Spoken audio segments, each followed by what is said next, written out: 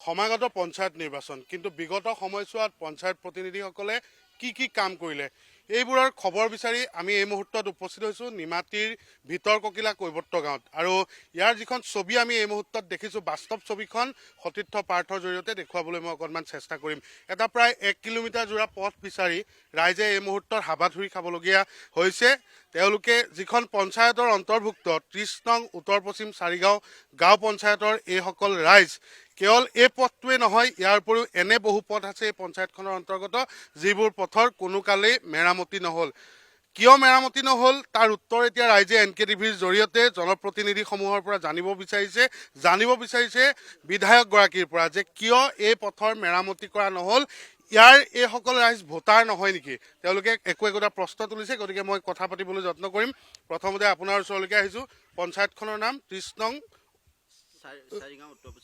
চাৰিগাঁও উত্তৰ পশ্চিম গাঁও পঞ্চায়ত আৰু জনপ্ৰতিনিধিগৰাকীৰ নাম কি আছিল পঞ্চায়তৰ সভাপতি কোন আছিল সভাপতি নৱজ্যোতি দাস আছিল কোন দলৰ আছিল তেওঁ বিজেপি শাসিত আছিল নে কংগ্ৰেছৰ বিজেপি দলৰ প্ৰাৰ্থী আছিলে তেওঁ আমাৰ গাঁৱৰে আছিলে কাৰণ তেওঁ আমাৰ নিজৰ চুবুৰীয়াই তেওঁ থাকিও আমাৰ আজি 2 কিলোমিটাৰ ৰাস্তা বা 1.5 কিলোমিটাৰ ৰাস্তা আজি নহ'লে তেওঁ আজি কংগ্ৰেছ চৰকাৰ 15 বছৰ দিন খাই গ'ল বিজেপিয়েও খাইছে আহোঁতে চবেই ভোট বিচাৰি আহিব গোটেই চুকটোত কিন্তু আমাৰ যেতিয়া কাম শেষ হ'ব তেতিয়া সবৰ আমি ইলেকশ্যনৰ পিছত হওক আগত হওক আমি পুৰা যেতিয়া গৈ বিধায়কৰ ওচৰত সদায় কওঁগৈ যে আমাক ৰাস্তাটো আছিল বিগত সময়ত বিধায়ক আপোনালোকৰ হিতেন্দ্ৰনাথ গোস্বামী আছে এতিয়া আমি তেওঁকো আবেদন দিয়া হৈছে এই ৰাস্তাটো হৈ আগত যেতিয়া ৰাণা গোস্বামী ডাঙৰীয়া আছিল তেওঁকো আমি নিবেদন দিছিলোঁ তেতিয়ানো এই ৰাস্তাটো কোনো সিদ্ধান্ত নহ'লে গতিকে আমাৰ ৰাইজে এতিয়া এটা ডিচিশ্যন লৈছে পঞ্চায়ত ইলেকশ্যনৰ আগত যদি আমাৰ ৰাস্তাটো ক্লিয়াৰ বা কিবা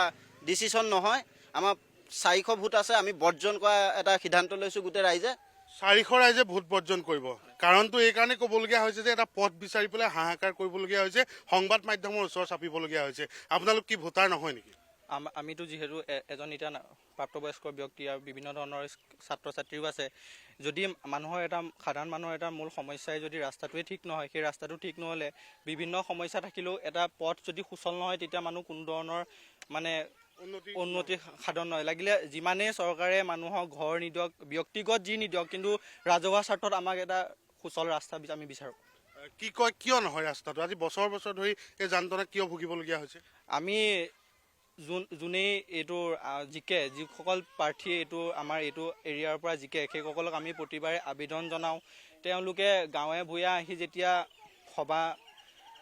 সভা যেতিয়া তেওঁলোকে প্ৰস্তুত কৰে তেওঁলোকে সভাত যেতিয়া তেওঁলোক আহে তেতিয়া আমি গোটেই চুকৰ মানুহখিনি বয়োজ্যেষ্ঠ ব্যক্তি হওক আমি যিমান ডেকা সমন্বয় ব্যক্তি আছোঁ তেওঁলোক গোটেইখিনিয়ে আমি আবেদন দিওঁগৈ তেওঁলোকে আহি এটা কথাই কয় যে এইটো আপোনালোকৰ প্ৰচেছত আছে এতিয়ালৈকে কাম আমি চাই আছোঁ কিন্তু কামটো হ'ব প্ৰচেছতে থাকি গৈছে পাৰ্থই অকণমান কেমেৰাই ঢুকি পোৱালৈকে পথটো প্ৰথমতে দেখুৱাব আৰু ইয়াৰ ৰাইজৰ লগত মই আকৌ কথা পাতিবলৈ বিচাৰিম ৰাইজেই স্থানীয় জনপ্ৰতিনিধি এগৰাকীক পঞ্চায়ত প্ৰতিনিধি হিচাপে তেওঁলোকে নিৰ্বাচন কৰি পঠিয়াই জনতাৰ হিত সাধিবৰ কাৰণে কিন্তু শেষত গৈ সকলো ফুটুকাৰ ফেনত ৰূপান্তৰিত হয় ৰাইজে সোধা প্ৰশ্নৰ উত্তৰত কয় যে প্ৰচেছত আছে এতিয়া সেই ৰাস্তাৰ প্ৰচেছ কেতিয়া সমাপ্তি হ'ব আৰু ৰাইজে বোকাময় এই যাত্ৰাৰ কেতিয়া অন্ত পৰিব সেই কথাটোৰ উত্তৰ কাৰো ওচৰত নাই বহুত সমস্যা আছে ৰাস্তাটোক লৈ হয় বাৰিষা আহিব নোৱাৰে গাড়ী একাটি লুটি খাই পৰে গোটেই চিঞৰ বাখৰ হুলস্থুল লাগে সেইটো বা আমাৰ ৰাস্তাটো ভাল কৰিব লাগে এই পঞ্চায়তখনত ইয়াত খোৱা পানী বা অন্যান্য সা সুবিধাবোৰ আছেনে নাই খোৱা পানী আছে এই ৰাস্তাটো ভাল নহয় বাৰিষা হ'লে পানী ইমান আঁঠু হয় বৰষুণ এইটো ৰাস্তা এনেকুৱা নে আৰু বেলেগ ৰাস্তা এনেকুৱা হয় কিয় এনেকুৱা কৰে আপোনালোকক কিয় ৰাস্তাটো দিবলৈ কিয় কৰিম বুলি ক'ব নকৰে কামটো যদিও বৰ্তমান সময়ত নতুন তিয়ক সমষ্টিৰ অন্তৰ্ভুক্ত হৈছে বিধানসভা কিন্তু বৰ্তমানো ইয়াত বিধায়ক হিচাপে হিতেন্দ্ৰনাথ গোস্বামী আছে কিয়নো যিহেতু নিৰ্বাচন এই মুহূৰ্তলৈকে হোৱা নাই গতিকে পূৰ্বৰ যোৰহাট সমষ্টিৰ বিধায়কগৰাকীয়ে বৰ্তমানৰ বিধায়ক কিন্তু হিতেন্দ্ৰনাথ গোস্বামীৰ ওচৰলৈ আপোনালোকৰ ফালৰ পৰা ৰাইজ যেতিয়া যোৱা হয় কি উত্তৰ দিয়ে মই বাইদেউ কেইগৰাকীমান আছে জানিবলৈ বিচাৰিম বহুত সমস্যা আছে আমাৰ পানীৰ সুবিধা আছে কিন্তু ৰাস্তাটোহে প্ৰব্লেম পাইছোঁ এতিয়ালৈকে ইয়ালৈ মন্ত্ৰী বিধায়ক ভোটৰ সময়ত আহেনে নাই আহে ভোট বিচাৰি আহিয়ে থাকে তেনে চবেই হেৰি কৰিলেও বোলে দিম বুলি কয় তাৰপিছত নিদিয়ে কিহৰ কাৰণে ইমান বেয়া পায় ভোটটো আপোনালোকে ভোটটো দিয়ে থাকোঁ প্ৰত্যেক বছৰে আৰু কিহৰ কাৰণে নিদিয়ে আমি নাজানো। আপোনালোকৰ পঞ্চায়তৰ যিগৰাকী সভাপতি নৱজ্যোতি দাস, তেওঁলোকক যেতিয়া ৰাইজে লগ ধৰে, ৰাইজে কি কয় তেতিয়া উত্তৰত কি কয়? নৱজ্যোতি দাসে কি কয় আৰু দিম বুলি কয় আৰু তাৰপিছত নিদিয়ে। নৱজ্যোতি দাসে একেবাৰে হেৰিয়ে কয়, প্ৰশ্ন কৰে, আহিব আহিব বুলি কয় আৰু তাৰপিছত নাহে। প্ৰিয় দৰ্শক, এয়া কেৱল এই এখন গাঁৱৰ ভিতৰ ককিলা কৈৱৰ্ত গাঁৱৰ ই সমস্যা নহয়।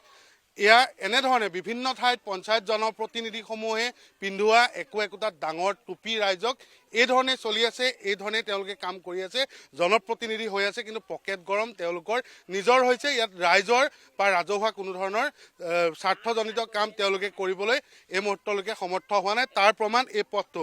আইতাগৰাকীয়ে কিবা এটা ক'ব খুজিছে, কওক। এই ৰাস্তাটো এতিয়া কমচে 1200 ঘৰ মানুহ আছে দুইটা দলত। তেনেকুৱাটো ভোট দিবৰ সময়ত ক'ব আমি ৰাস্তা আনিম নহয়, আনি আপোনালোকক সুবিধা কৰি দিম, তেনেকৈ ক'ব। যেতিয়া ভোট লৈ এদায় হৈ যাব তেতিয়া চাবলৈ যে নাহে তাক সুধিবলৈও নাহে। কত বছৰ এই ৰাস্তাটো এতিয়া 20-25 বছৰ হৈ গ'ল। এতিয়া কিমান শাস্তিত মানুহ ওলাইছে। গাড়ী প্ৰত্যেক ঘৰখনতে আছে, আপোনাক কৈছোঁ নামি যায় গাড়ী লৈ, পৰি লুটি খাই সোমায়ো যায় খালত।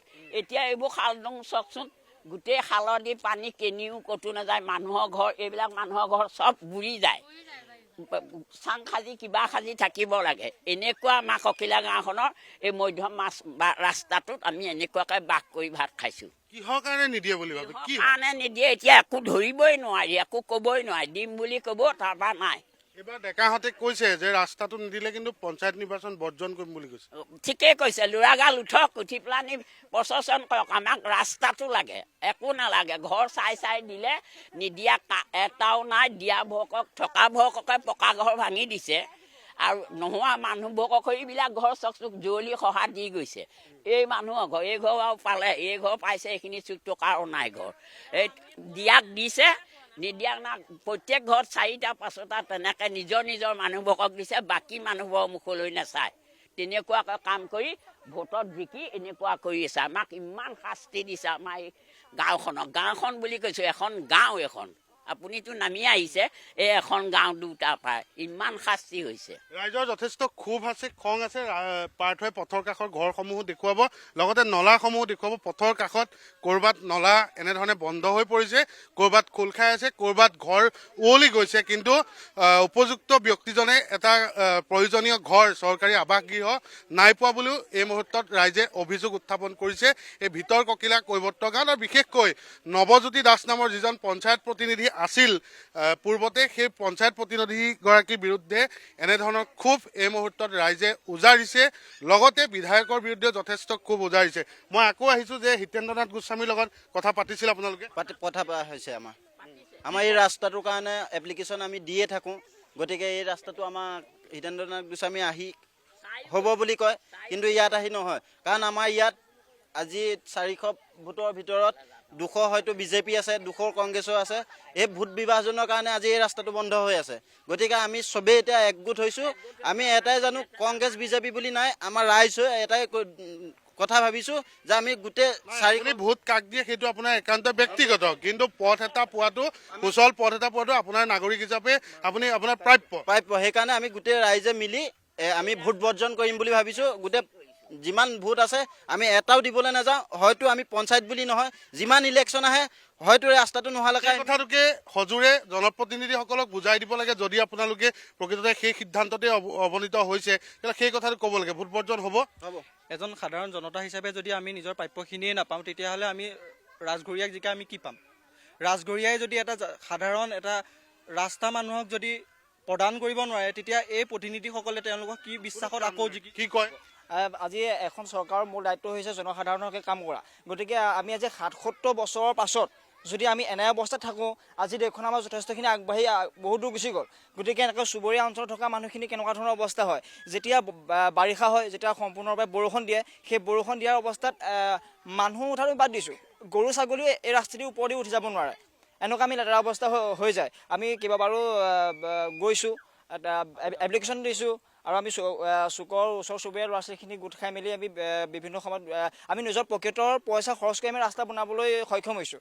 কিন্তু চৰকাৰে আমাৰ এই ক্ষেত্ৰত কেলৈ আজিলৈকে কোনো সিদ্ধান্ত গ্ৰহণ কৰা নাই, আমি সেইটোৰ মানে অসন্তুষ্টিও আমি অনুভৱ কৰিছোঁ। নিশ্চয়, আৰু এনেধৰণে এতিয়া ভিতৰককিলা কৈৱৰ্ত গাঁৱৰ ৰাইজে ক্ষোভ উজাৰিছে আগন্তুক পঞ্চায়ত নিৰ্বাচন বৰ্জনৰ দৰে সিদ্ধান্ত প্ৰায় 1000-ৰ পৰা 1200 লোকে সেই সিদ্ধান্ত গ্ৰহণ কৰিছে। এতিয়া লক্ষ্য হ'ব যে এইসকল জনপ্ৰতিনিধিৰ গা প্ৰকৃততে কেতিয়া লৰিব, নে বিধায়ক হিতেন্দ্ৰ নাথ গোস্বামীও নতুন তিয়ক হোৱাৰ বাবেই বা এই সমষ্টিত তিয়কত অন্তৰ্ভুক্ত হোৱাৰ বাবেই তেওঁ গা এৰা দিছে, নে ইয়াত কংগ্ৰেছ বিজেপি বা অসম গণ পৰিষদৰ মাজত থকা এই ভোটক লৈ হোৱা এই ৰাজনীতি বা বিভাজনৰ বাবে এইসকল ৰাইজে খাটি খোৱা ৰাইজে এই সমস্যাবোৰৰ মাজতেই থাকিবলগীয়া হৈছে। সেই প্ৰশ্নৰ উত্তৰ কাৰো ওচৰত নাই। গতিকে NKTVয়ে এই ধৰণে ধাৰাবাহিকভাৱে প্ৰতিবেদনসমূহ কৰি যাব আৰু চৰকাৰৰ দৃষ্টি আকৰ্ষিত কৰিবলৈ চেষ্টা কৰি যাব।